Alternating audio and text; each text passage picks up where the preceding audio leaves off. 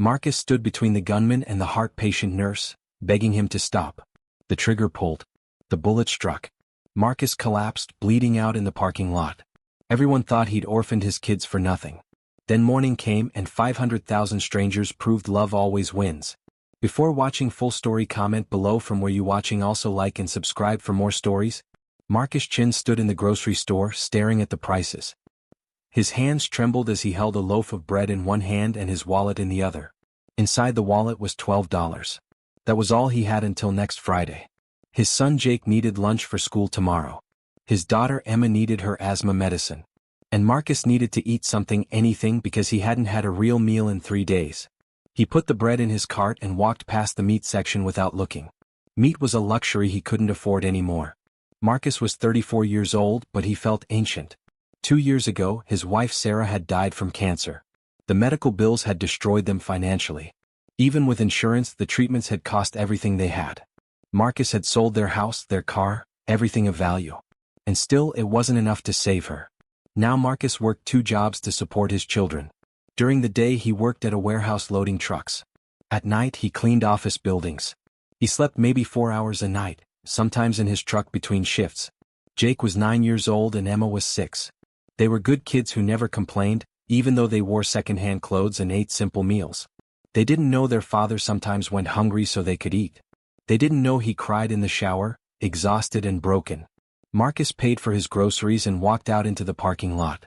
The sun was setting and he needed to get home, feed the kids and get to his night shift. That's when he saw her.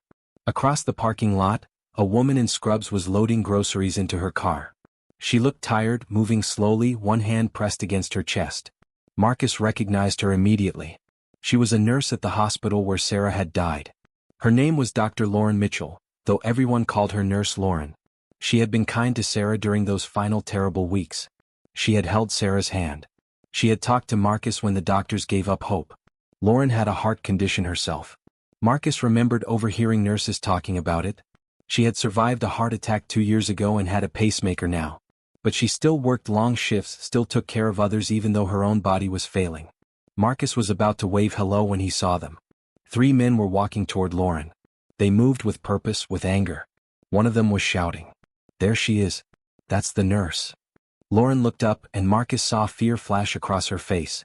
Marcus moved closer, staying behind a row of cars but listening. "You killed my brother," the tallest man shouted at Lauren. His name was Derek Collins, though Marcus didn't know that yet. "He came to your hospital and you let him die." Lauren's voice was calm but Marcus could hear it shaking. "Sir, I'm sorry for your loss. But your brother came in with a massive heart attack. We did everything we could." "You did nothing," Derek screamed. He was getting closer to Lauren now. The other 2 men flanked him, blocking her escape. "The other hospital would have saved him, but you said to bring him to yours. You said you were the best. You lied. We tried to save him. Sometimes there's nothing we can." "Shut up." Derek pulled something from his jacket. A gun. Marcus's blood turned to ice. Lauren put her hands up slowly. "Please. Put the gun away. We can talk about this." "I'm done talking. You took my brother. Now I'm taking you." Marcus didn't think. He couldn't let another person die. Not after watching Sarah slip away. Not after being helpless to save his wife. He ran. Marcus sprinted across the parking lot. "Stop." Derek spun around, surprised. For a moment, everyone froze. "Walk away," Derek said coldly. "This doesn't concern you." "You don't want to do this," Marcus said, positioning himself between Derek and Lauren. "Killing her won't bring your brother back. Move or I'll shoot you too. Then shoot me." Lauren grabbed Marcus's arm. "No, please just go. Save yourself." But Marcus stayed. He looked Derek in the eyes. "I know what it's like to lose someone. My wife died 2 years ago. Same hospital. I know the pain you're feeling. But this isn't the answer. Your wife died because they're incompetent." Derek's hand was shaking now, the gun wavering. "They kill people and face no consequences. My wife died because cancer is cruel. These doctors and nurses tried to save her. They fought for her. Just like they fought for your brother. You don't understand." "I understand perfectly. You're angry. You want someone to blame. You want the pain to stop. But killing this nurse won't stop it. It will only create more pain." Derek's eyes filled with tears. "He was all I had. My little brother. He was only 28. I'm sorry, Marcus said gently. I truly am. But she's not your enemy. For a moment, Marcus thought he had gotten through. Derek lowered the gun slightly. Then one of the other men spoke up. Don't listen to him, Derek. Do it. Make them pay. Derek's face hardened. He raised the gun again. And he fired. Marcus felt the impact before he heard the sound. The bullet hit him in the chest just below his shoulder. The force knocked him backward into Lauren. They both fell to the ground. Derek and his friends ran, disappearing into the rows of cars. Marcus could hear tires squealing, people screaming, Lauren crying. No, no, no, Lauren was saying, pressing her hands against Marcus's wound. Stay with me. Don't close your eyes. Marcus looked up at her. Blood was spreading across his shirt. He felt cold. My kids, he whispered. Jake and Emma. They're at Mrs. Chen's apartment. Building 4, Unit 2B. Please, tell them I love them. You're going to tell them yourself, Lauren said fiercely. She was shouting now. Somebody call 911. I need help. A crowd was gathering. Someone brought towels. Lauren pressed them against Marcus's wound, but blood kept coming. Marcus's vision was getting dark around the edges. He thought about Jake's soccer game next week. He thought about Emma's missing front tooth. He thought about how they would grow up without either parent now. I'm sorry, Marcus whispered. Don't apologize, Lauren said through tears. Don't you dare apologize. You saved my life. Worth it, Marcus managed to say. Then everything went black. Marcus woke up in a hospital bed. Every breath hurt. Machines beeped around him. Tubes ran from his arms. A doctor stood beside him. Mr. Chen, welcome back. You're in Mercy General Hospital. You were shot in the chest. The bullet punctured your lung and came very close to your heart. You're incredibly lucky to be alive. Marcus tried to speak, but his throat was too dry. The doctor gave him water. Your children are here. They've been here all night. And Nurse Lauren hasn't left your side. Lauren? The woman you saved. She's been monitoring your vitals personally, even though she's technically off duty. She said she owes you her life. The door opened and Jake and Emma rushed in. They had been crying, their faces were red and swollen. Daddy? Emma climbed onto the bed carefully, hugging him. Jake stood beside the bed, trying to be brave but failing. Tears streamed down his face. We thought you were going to die like Mom. Marcus pulled his children close, ignoring the pain. I'm here. I'm not going anywhere. Behind them, Lauren entered the room. She still wore her scrubs from yesterday, now stained with Marcus's blood. She looked exhausted but relieved. How are you feeling? She asked softly. Like I got shot, Marcus said with a weak smile. Lauren laughed through tears. That's because you did get shot. Because you're the bravest, most selfless person I've ever met. I just did what anyone would. No. Lauren's voice was firm. Most people would have called 911 and hidden. You put your body between me and a gun. You have children who need you and you still chose to save me. Why? Marcus looked at his kids, then back at Lauren.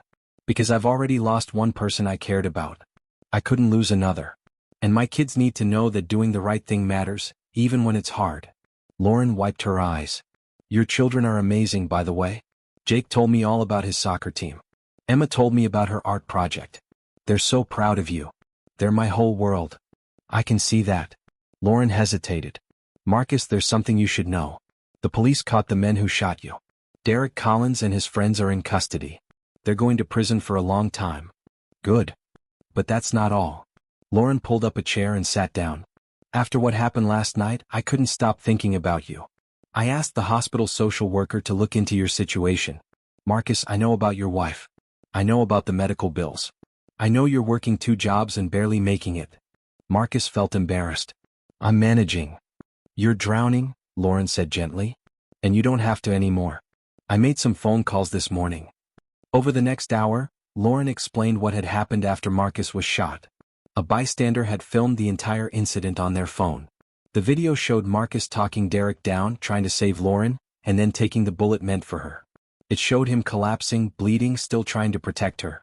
The video had gone viral. Within hours, millions of people had seen it. News stations picked up the story. Social media exploded with posts about the single father who sacrificed himself for a stranger. And people wanted to help. I started a fundraising campaign, Lauren said. I just wanted to help with your medical bills. I set a goal of $10,000. That's too much, Marcus protested. We raised $500,000. Marcus stared at her. What? $500,000, Marcus. In less than 24 hours. People from all over the world donated. They heard your story and they wanted to help. Some donated $5. Some donated thousands. Everyone wanted to be part of saving the man who saved a nurse. Emma tugged on Marcus's arm. Daddy, does that mean we can buy food? Marcus's heart broke and soared at the same time. His daughter had been so hungry she thought about food before anything else. Yes, baby, Marcus whispered.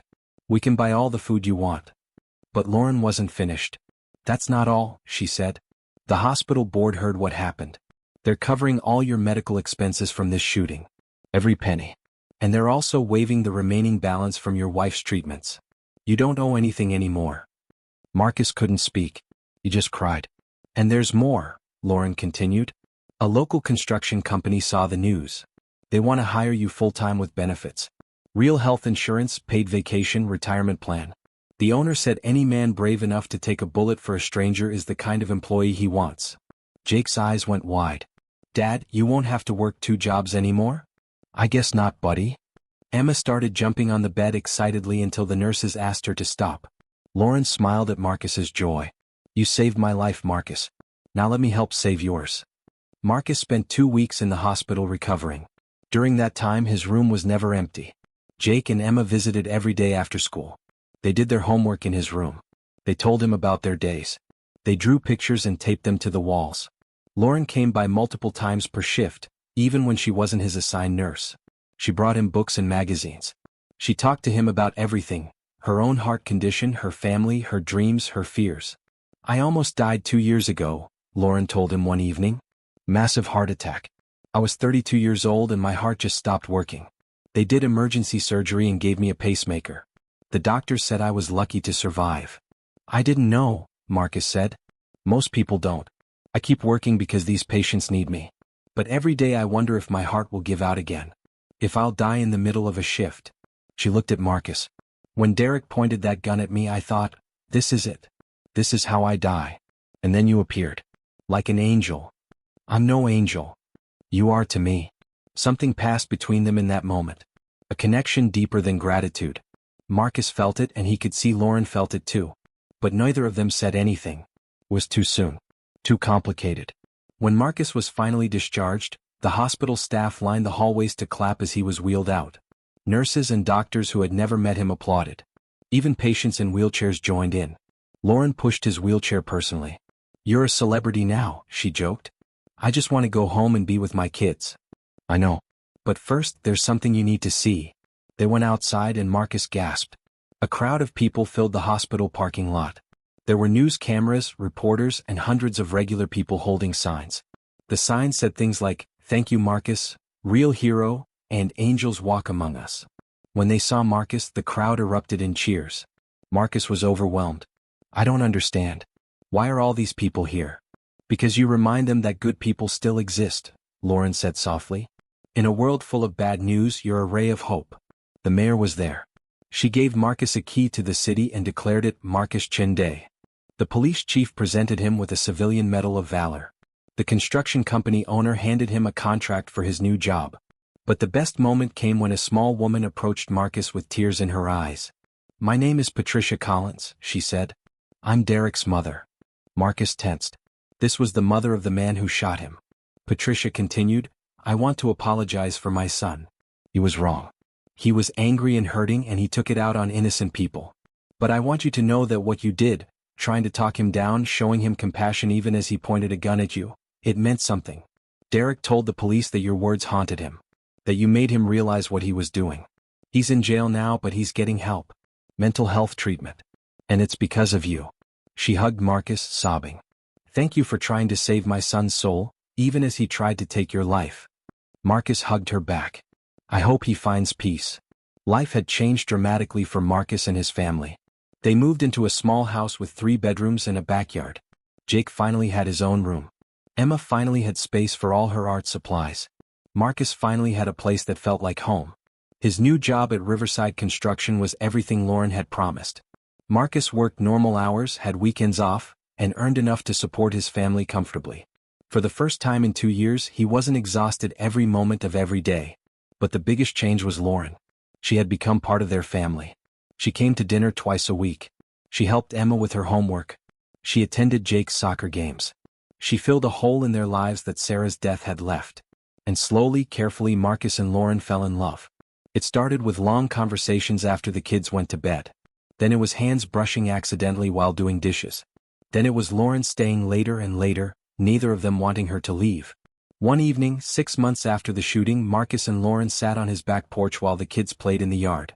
"I need to tell you something," Lauren said quietly. Marcus's heart raced. "Okay.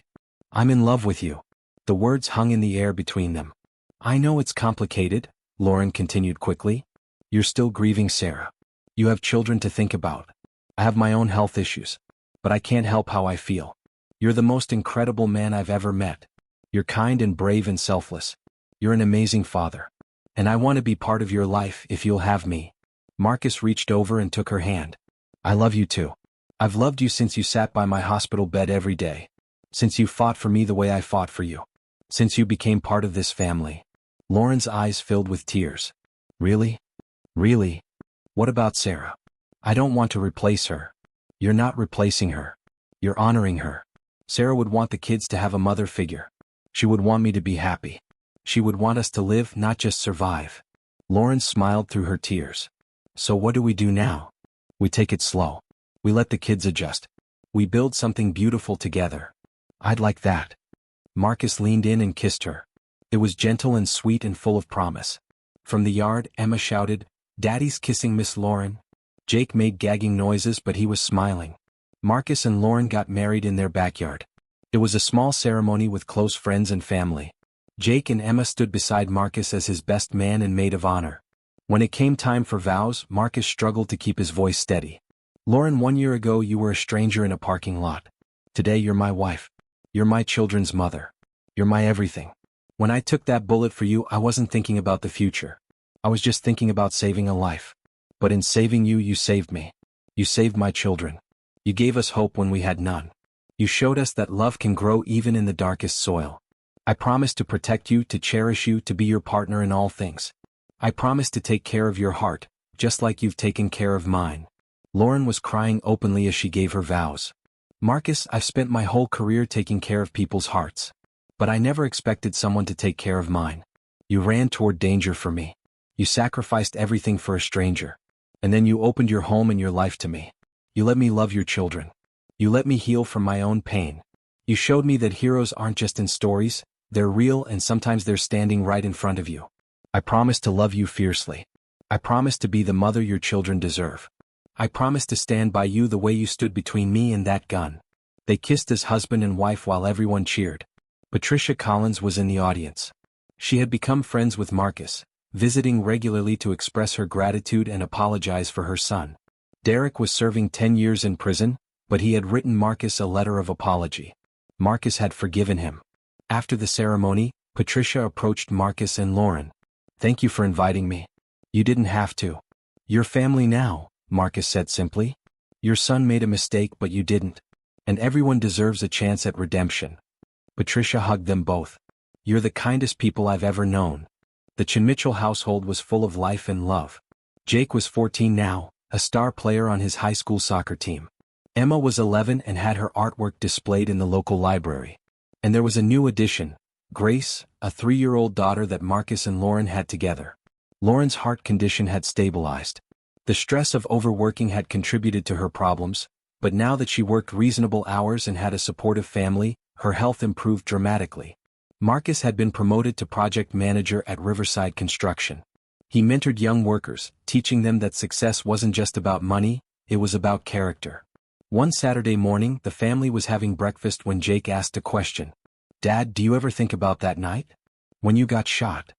Marcus looked at his son. "Sometimes." "Why?" "I told my friends about it.